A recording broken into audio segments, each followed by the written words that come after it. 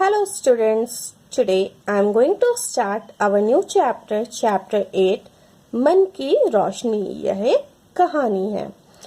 इस कहानी के माध्यम से लेखक हमें यह संदेश देना चाहते हैं कि हमें हमेशा अच्छे मार्ग यानी सही और अच्छे रास्ते पर चलना चाहिए। किसी की सफलता से ईर्ष्या करने के बजाय उसके अच्छे गुणों को प्राप्त कर खुद को भी सफलता पाने के योग्य बनाना चाहिए। आइए अब पाठ शुरू करते हैं। इस पाठ में दो मुख्य पात्र हैं, एक प्रशांत, दूसरा विवेक। जैसे कि इस चित्र में हम देख सकते हैं, ये प्रशांत है और ये विवेक है। तिमाही यानी क्वार्टरली एग्जाम का रिजल्ट घोषित हुआ। प्रशांत ईर्ष्या से भर उठा।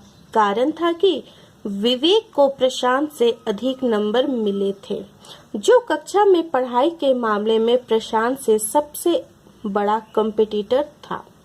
स्कूल के प्रबंधक का बेटा होने के कारण प्रशांत को इस बात का झूठा घमंड था कि उससे अधिक नंबर किसी और को नहीं मिल सकते। लेकिन जब रिजल्ट आया तो उसे निराशा हुई और अब वह अपमानित महसूस करने लगा था। 3 महीने पहले जब विवेक ने क्लास 6 में एडमिशन लिया था तो वह कक्षा में प्रवेश कर लेने वाला आखिरी छात्र था। क्लास 5 तक वह गांव के स्कूल में पढ़ता था। पहले तो लड़कों ने भोंदू ही समझा था उसे, लेकिन बाद में जब लड़कों को पता चला कि विवेक अपने स्कूल का सबसे अच्छा विद्यार्थी यानी स्टूडेंट है और वह अपने स्कूल में सर्वोच्च स्थान पाने वाला छात्र तो है, वे लोग विवेक को सम्मान की दृष्टि से देखने लगे। प्रशांत भी उन्हीं लड़कों में से एक था, लेकिन वह मन ही मन विवेक से कटा रहता था क्योंकि उसके नंबर विवेक से थोड़े कम थे और प्रशांत के मन में डर बैठ गया था कि कहीं विवेक उसके आगे न निकल जाए। बाद में परीक्षा फल आने पर हुआ भी वही। प्रशांत को विवेक से पूरे 50 नंबर कम मिले थे। रिजल्ट आने के बाद प्रशांत विवेक से बात करना बंद कर दिया। विवेक प्रशांत से बात करने की कोशिश भी की, लेकिन वह बात नहीं किया और उसकी बातों को अनसुना कर वहां से निकल जाता। अब प्रशांत ऐसे षड्यंत्र के बारे में सोचा करता था कि वह किस प्रकार विवेक को पीछे कर स्वयं उससे आगे निकले। आखिरकार उसे वह मौका मिला। सभी छात्र साइंस प्रैक्टिकल में बिजी थे। प्रशांत टॉयलेट के बहाने अपने क्लास में आया और विवेक के बैग से साइंस और मैथ्स के नोटबुक निकाल लिया और अपने बैग में रख लिया और फिर से प्रैक्टिकल में लग गया। स्कूल की छुट्टी होने के बाद वह यानी विवेक और लड़कों की तरह अपना बस्ता लेकर घर चल गया।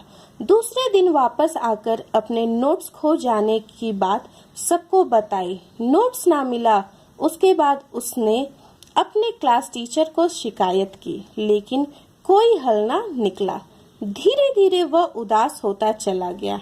आखिरकार महीनों की मेहनत जो थी, उसका मन पढ़ाई से भी उचटता जा रहा था, लेकिन अध्यापकों द्वारा समझाए जाने पर उसने फिर से पढ़ाई में मन लगाना शुरू किया। धीरे धीरे विवेक का फिर से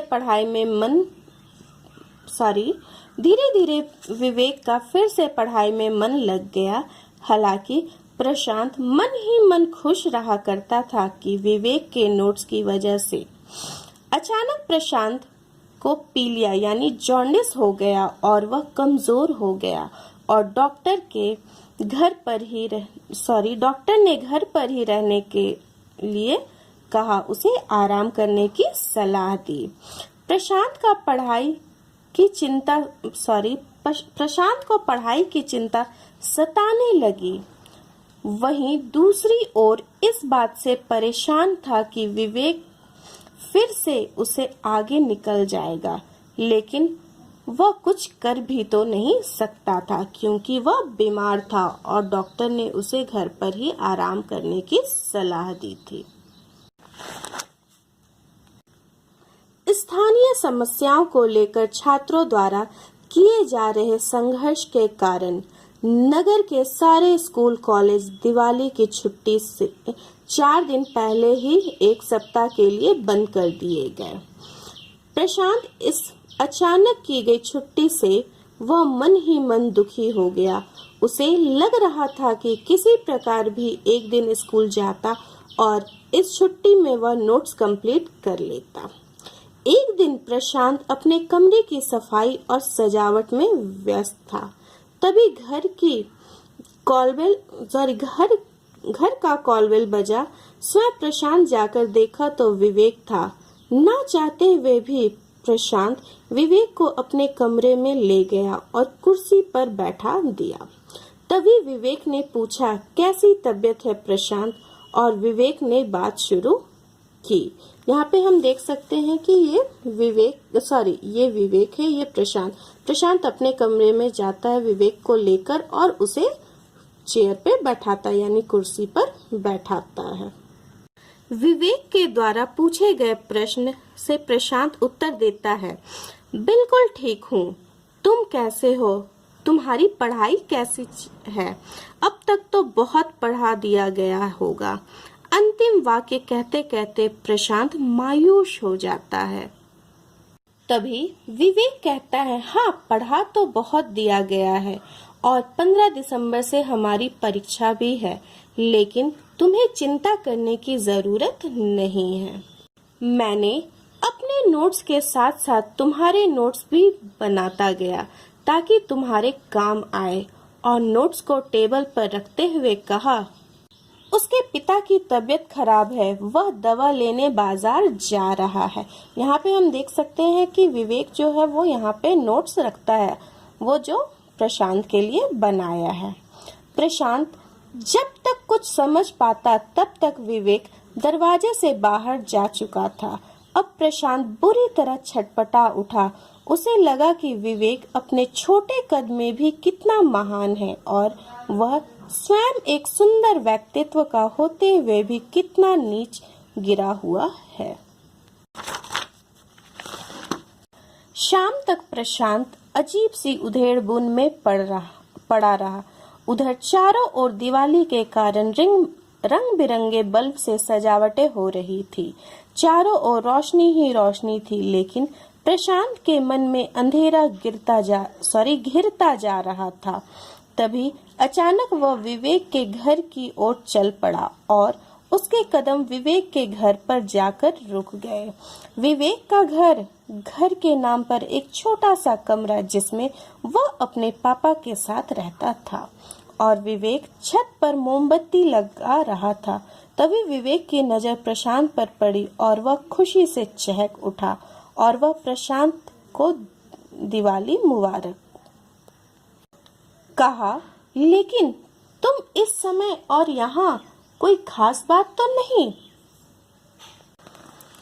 हाँ विवेक, तभी तो आना पड़ा। प्रशांत सीढ़ियां चढ़ता हुआ छत पर आ गया और रेलिंग से टिककर विवेक से बोला, विवेक, तुम्हें याद है एक दिन संस्कृत वाले मास्टर साहब ने कहा था कि त्योहार इसलिए नहीं आते कि हम सिर्फ मिठाइयाँ खाएं, पटाखे छोड़े और सिनेमा देखकर मौज मस्ती करें, बल्कि त्योहारों का महत्व तभी है कि हम ऐसे अवसरों पर मन का मैल साफ करके दूसरों की भलाई सोचें और उनकी खुशियों में हाथ बटाएं। हम खुद भले बने और दूसरों को भी भला बनने की प्रेरणा दे। विवेक प्रशांत की बातों को समझ ही नहीं पा रहा। वह चुपचाप उसकी बातों को सुन रहा था।